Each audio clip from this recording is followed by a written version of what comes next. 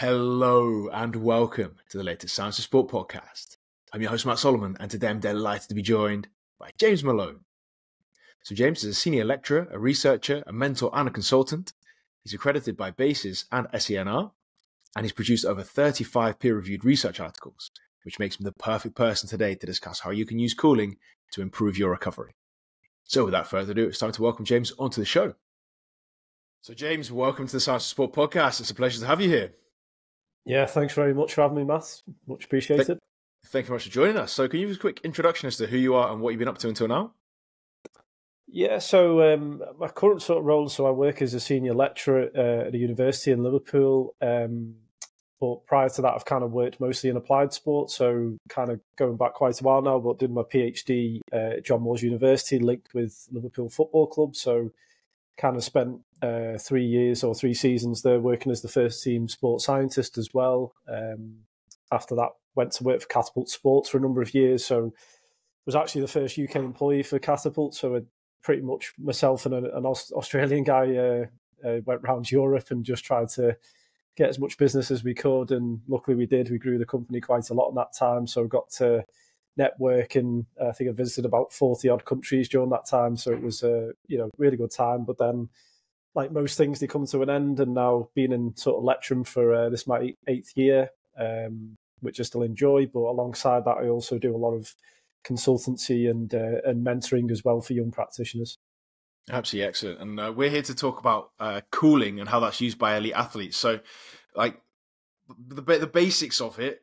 Why is it used? Why are athletes going to even consider using cooling? Yeah, I mean, it's not a new concept, to be honest, Matt. It's something that has gone all the way back to the ancient Greek days. And I think it was only actually recently in sort of mainstream media as well, people like Wim Hof, who've really made it popular amongst general people as well. So I think in the athletic populations, it's been used for, again, quite a while now. And it's one of those things which, I've experienced it with athletes as well. Some of them absolutely love it, but some of them absolutely hate it as well. So it can be a useful tool, but adherence is certainly a big issue that we face with it. And when it comes to adherence, is it just a case of people don't like doing it because it's not very nice, but they know it's good for them? Or do they just need to be told, "Oi, sit in that bath and crack on"? Yeah, I mean, it's everybody's different. Some people love the warm, some people don't mind the cold. But I think it's actually, once you're in the baths, it's actually not a problem. But it's that initial phase and that shock response that a lot of people just don't like. And as soon as they're in, they'll be quickly out as well. So yeah, I think adherence is the hardest part. Okay. And then when it comes to like the physiology of that, obviously we don't want to just give random things because the Greek people thousands of years ago told us to. So like science has come on a little bit since then. So what kind of physiology then supports the use of this in order to improve recovery? Well, I guess it comes mainly from sort of inflammation research, really. So, when we exercise, as most people know, we get the sort of DOMS effect, delayed onset muscle soreness. So that's actually the secondary response to exercise. So we have a primary response, which is very sort of localized within the cells. But then secondary to that, we get this inflammation. And that's when, if anyone's ever done a heavy leg day at the gym or done a bunch of sprints or decelerations, you get that feeling, which typically peaks at 48 hours, most people. So, what essentially happens is those cells have become damaged, and, the general principles of training is that if we shock the system through exercise and then allow recovery, we adapt and obviously improve on our baseline. So the reason for, I guess, cold water was as an intervention to accelerate that recovery process. So a lot of the theory is around sort of restriction, so restriction of space. So particularly looking at blood flow data, trying to, vasoconstrict our sort of flow and the way we actually shuttle things around the body, essentially. So by limiting the space, we actually limit inflammation. And then in theory, we limit that sort of pain response to exercise as well. Excellent. So when that happens, you've limited the pain, but does it also then allow you to compete quicker afterwards? Is that the kind of the reasoning behind it? Yeah, I mean, fortunately, it's never quite as simple as that with these things. So I think with it depends on the situation. So often we get told about say like in season versus pre-season and the differences there. So within season where it's all about competition, certainly trying to accelerate that phase of recovery is important, particularly if you've got, multiple competitions in a week.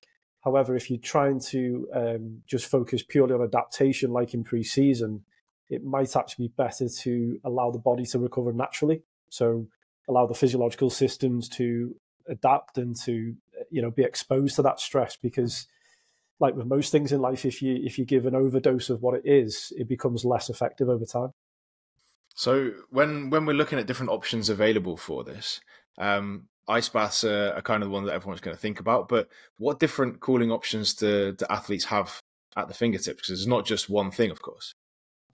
Yeah, so I mean, it's all dictated by budget, I guess. So let's say you're a Man City with unlimited funds, you can go for something as fancy as a cryotherapy chamber installed within the training ground. But if you're just a regular sort of athlete or recreational athlete, then, getting your wheelie bin, sticking some cold water and ice in it can still be effective as well. So the cold water immersion is kind of the mainstream or the main sort of one that we look at, but certainly, whole body cryotherapy has become quite popular within the professional setting. And then even in sort of therapy clinics and beauty clinics, you can get sort of partial body cryotherapy. So not quite as effective because the whole body isn't immersed in the cold, but still it will provide some sort of recovery stimulus for the person. And can you talk us through what they are? So let's go for cryotherapy, for example. What does that actually involve? Because I can imagine there's people listening who are sat there going, right, okay, I've seen pictures of athletes in gloves getting really cold and it's minus 1 billion degrees. But what does it actually involve? And then what does it do on the physiological side? So essentially, it's a big chamber, which is cool to really extreme sort of cold. So it's about minus 130 is what we kind of set it as. So typically, you would go into a pre-cooling chamber for about a minute in duration. And then once you've had that pre-cooling, you go to the main chamber, and it's usually about a 2 to 3 minute protocol at that extreme temperature. So quite a lot of athletes prefer that anecdotally because it's a dry application. So as you've described there, Matt, you just put on some gloves and some socks and things to protect the extremities of the body. But pretty much you go in your swimsuit and get exposed and come straight back out. So it's over really quickly. Same sort of physiological processes as we've described before. We're trying to, vasoconstrict and trying to limit that inflammation. The downside is the cost. So to purchase and to run such a system, you're talking, potentially 100,000 plus in whatever currency that you're going to work in. That's a lot of whatever currency you're working in. So, I mean, it's not like everyone's going to do that. Is there like you mentioned this in beauty therapies and stuff, but like, yeah, are you talking about like £100 a go? Or are you talking about a tenner a go? What are you looking at if you just go privately? Yeah, so if you go to like a partial cryo sort of chamber, you can get those for about £60-70 in English money. So it's not too expensive for your weekend warrior to go and have a little session there. But as I say, for the top level athletes, the exposure of cryo, it ideally needs to be whole body, which is more of a specialized chamber which they go into. And what does that then actually do for them? So, yeah, you can imagine a Premier League footballer is like, right, okay, I want to improve my recovery and recover optimally, but like, what's actually going to happen in their bodies when they've completed that session? Yeah, so we get those sort of physiological changes. So particularly inflammatory markers will ideally come down is what we're trying to look to do. But probably one aspect we've not touched on yet is actually the perceptual side of recovery. So, a lot of athletes actually do prefer the cryotherapy over cold water because, as I say, because of the dry application, they feel better as they come out of it. It's not to say that's the same for all athletes. Everyone's different, but certainly from the people I've worked with anyway, they seem to prefer that sort of approach. So perception is quite important, but when we look at the science and the actual, which of those methods is more effective from a physiological standpoint, cold water is still actually, it comes out on top. And when we're talking about cold water, then, like what's the advantage of using that compared to, for example, the cryotherapy, which is obviously expensive too. So like it hurts you in your wallet whilst you're there. Yeah, so budget-wise, it's obviously more cost-effective. It's certainly a lot more portable as well. So thinking from a practitioner standpoint, you can easily buy these sort of portable baths to set up in the dressing room and things like this. But also, like say, physiologically, if we look at blood flow data, we get a significantly lower reduction in that response compared to cryo. So it kind of ticks all the boxes that we need it to do. But as I say, some athletes just really despise the cold, and also as well, we might have some contraindications. So people with certain blood flow related illnesses or conditions might actually not be able to be exposed to such cold. And then obviously those are two ways of applying cold. But are there any others that athletes could use to improve their recovery? Yeah, the more recent one which has come out in the literature is the use of phase change material. So this is one which doesn't have a huge body of research behind it just yet, but there's been particularly some work in football recent years looking at how we can use that sort of post-match to improve that recovery effect. And the way that works, it's essentially a fancy ice pack that we apply to the body. So it's something we can strap on and leave for up to usually about 6 hours post-exercise. So the good thing about that approach is you get that prolonged cooling effect over that duration, whereas obviously cold water tends to go for about 10 to 15 minutes. So you get this really rapid decrease in terms of that blood flow and all the effects, but actually then, as soon as you come out of it, it goes back to room temperature. So that's one of the key advantages of phase change material, and it's quite cost effective as well. Excellent, and that's one for future research as such. And so it's not massively supported, but something that could be used potentially with a little bit more evidence to come. Yeah, like with anything in science, we get something new that comes out into the market, and then peer review is so slow these days. It's the slowest it's ever been probably. So it takes years to get those papers through. And as I say, I'm always someone who looks at systematic reviews, meta-analyses to see what's the highest evidence. But in this case, there's just not been that body of research there just yet to make those definitive conclusions. And are those the top three then? Is there anything else that's that you think might be worth talking about? They're probably, the top three. So we covered those in a recent BASES expert statement that myself and a few authors were involved in last year.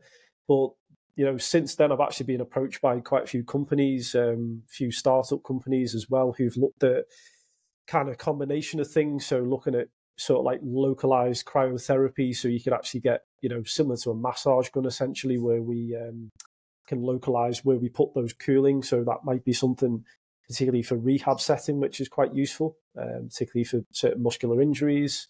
But yeah, kind of, the classic sort of use of the compression garments coupled with cold as well is something that people have used for quite a while as well. Excellent. So when you take all of that into account, you mentioned that you might want to in pre-season do things differently to in-season. Like what are the downsides then to doing these things, other than the fact you get athletes moaning at you? In pre-season, sorry, or in season? Just in generally, like if you were to do a session and you then go into your recovery cryo chamber or water bath, whatever, are there any downsides to doing that, other than the fact that people don't like it necessarily? Yeah, I mean, the major kind of negative, which has caused quite a little bit of debate recently, is around resistance exercise. So I think it kind of came about from a study published, I think it was 2015 by Roberts. So that was kind of the first paper that saw, this was cold water immersion, that we have a blunting effect of basically strength and resistance adaptation. So that one paper kind of led to this whole notion that, cold is bad for you, and for athletes, you should stay away from it. But actually, as I've described before, it was just one study. So we need a good body of research before we make definitive conclusions. So there has been more recent research in this area, a couple that support that notion, some that disagree with it. There's been more mechanistic work done in this field the last sort of year as well, which again indicates that there could be some blunting effect when it comes to that sort of pathway and that response. So the kind of advice that we give is obviously if you're a purely resistance-based athlete, so a power lifter or maybe a bodybuilder or something like this, then actually cold water might not be best for you. Obviously, there are other recovery interventions out there that you could potentially use. But for more our, hybrid athletes, our team sport athletes, it's actually then a bit of a paradoxal approach because, as we're saying, it may hinder certain elements of adaptation, but it still enhances recovery. So, let's say you had 2 or 3 game week in football, you need to bring something in maybe to accelerate recovery in between each match. So by doing the cold water, that's going to do it. But then, if you're doing a lift in the gym that week somehow in that schedule, then that might actually hinder that adaptation. So it's a case of which of those 2 things is most important at that time point. So that's kind of how we present it to coaches. Absolutely excellent. So I'm interested to hear how you then bring this together, right? So can you give us a case study as to how this could be used in football, for example? So obviously, you've said that it could be used in that game week, but can you take us through, for example, what kind of cold water therapy that might be used, how to use it, length and duration, temperature, that kind of stuff, so that if there's any footballers listening, they can go, oh, you know what? Yeah, I'm going to do it for this and this and this. And they get like a practical guide sheet to work through. Yeah, so protocol wise, I mean, the cold water stuff, we typically call it as a 1-to-1 ratio. So, the main issue we find with this is that most people don't have access to a temperature controlled bath. So like you say, it's someone who's just got to get some ice cubes from the shops and then chuck it into the bin or the bath at home. So typically, if you do that approach, you'll probably get it to about maybe anywhere between 15 to 18 degrees usually if you just do it at home.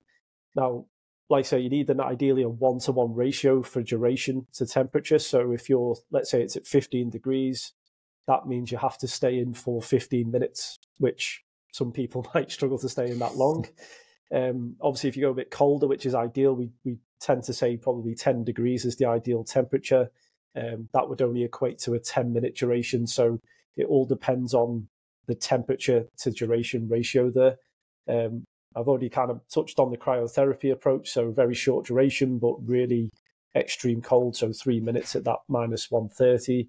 And then the phase change stuff, like I say, we tend to leave it on for 4 to 6 hours post-exercise. And the temperature there can kind of vary, but it's obviously it's ice, so it kind of maintains a pretty cool temperature. And have you got any like bonus tips for the recreational athletes? I know you mentioned them earlier in the podcast as well, but what can people do when they've not got huge budgets? And obviously, you could be a 16-year-old who probably doesn't have the money to go out and buy 5 bags of ice on the weekend or whatever, so that they can recover. So, is there anything you can do if you are a young athlete or who's on a shoestring budget? Yeah, I think just like I say, if it doesn't take anything fancy, just get yourself a plastic tub from a shop and fill it up with some cold water and ice. And particularly the way the weather's about to go in the UK, it's going to stay pretty cold outside if you leave it there. So the key thing is just watch the water quality. So this is why if you've got the money, you can buy a filtration system at home. And actually, there's quite a few companies who do these now. It helps from a water quality perspective as well, because you don't want to be getting bacterial infections from these sort of bin approaches. So, but yeah, I think even if you do something as basic as that, and actually probably one thing I should have mentioned before was some research that shows that it can actually enhance your endurance adaptation as well. So it's not just about recovery per se. There's actually certain markers of endurance adaptation in the muscle cell, which cold water has been shown to enhance in an acute sense. So if you're doing an endurance-based running session, let's say, it might be worthwhile then actually including cold water post-session so that you get that additional benefit from that modality. Absolutely excellent. So James, massive thanks for your time and effort today. It's been a pleasure talking. Where can people find a little bit more about you and what you're up to? Yeah, I mean, I'm pretty active on social these days, so particularly on sort of LinkedIn, and just start to get more active on Twitter as well. So if you just search for my name on there, you should be able to find it. And I do have my website as well, which is maloneperformance.com. So as I say, I do a lot of mentoring and sort of one-to-one consultancy work with people as well. Absolutely excellent. James, massive thanks for your time. It's been a pleasure, and look forward to speaking again soon. Brilliant. Thanks very much, Matt. Cheers, buddy. And that's it. Once again, a massive thanks to James for all of his hard work on today's podcast. I really appreciate it. I'm sure you do at home too. Before you leave, I want to point you in the direction of the Science of Sport Coach Academy. The Coach Academy is an overgrowing library of sports science courses which are broken down into bite-sized chunks, which means you can fit them in and around your busy coaching schedule. And what's more, every time you complete one of those courses, you get a certificate of completion which will prove your ongoing education. So if you want to get into the Coach Academy completely for free, you can do that for 7 days using the link in the show notes in just a few seconds' time. And if you've enjoyed today's podcast with James, he's got a mini course in there as well on how to use cooling to improve performance. So if you want more great information from him, hit that link in just a few seconds' time. And of course, if you have enjoyed today's podcast, it'd be fantastic if you could recommend us to a coach, a colleague, an athlete, or a friend. That means that we can keep bringing the best possible guests and the best possible content. And that's it. Once again, a massive thanks from me. I'm Matt Solomon for Science of Sport, and I'll speak to you next week.